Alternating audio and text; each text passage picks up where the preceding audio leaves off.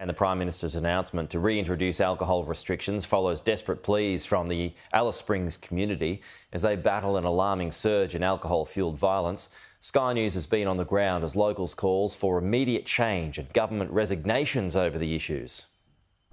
A town at breaking point. We are losing such great people in this town.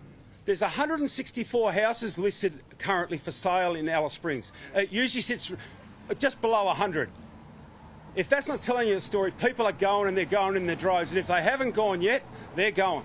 Figures released by Northern Territory Police show Alice Springs has seen a 43% increase in assaults, including a 53% increase in alcohol-related assaults in the past 12 months, with commercial break-ins and home invasions increasing by more than 50%.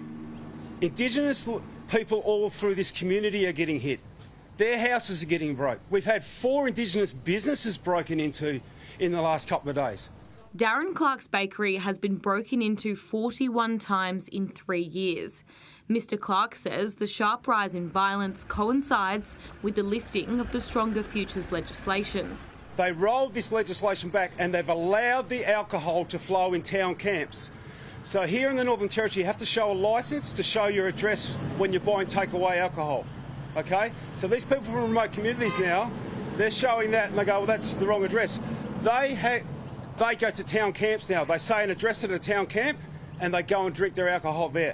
Last July, the Stronger Future laws ended, making alcohol legal in dozens of Aboriginal living areas for the first time in more than a decade.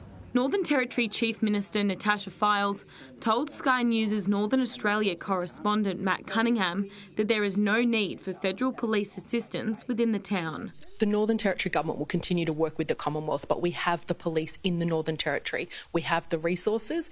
We need to talk to the Commonwealth Government about needs-based funding for certain services, but I don't believe we need federal intervention from police or the military. So you have enough police here in Alice Springs at the moment? We put in place extra police leading into the Christmas period. I've met with police here in Alice Springs today. They're as frustrated as I am, but we won't give up. We will continue to work on the solutions, but I believe those solutions are within the Northern Territory, not from the military coming into the Territory. Catherine Colthart has lived in Alice Springs for more than 2 decades. There's a lot of drinking, a lot of illegal activity going on, and it's not nice, it's not safe. She joins a growing line of locals who are considering moving to escape the violence, including Congress Chief Executive Donna Archie. We've had, in more recent times, serious conversations about wanting to move, but we can't at the moment because we've got family commitments. We've got our mother-in-law, I've got my daughter who's having her first baby, and so, you know, we're committed to continue to support our family. But let me say, as soon as those commitments are fulfilled, if things haven't improved, we're out of here.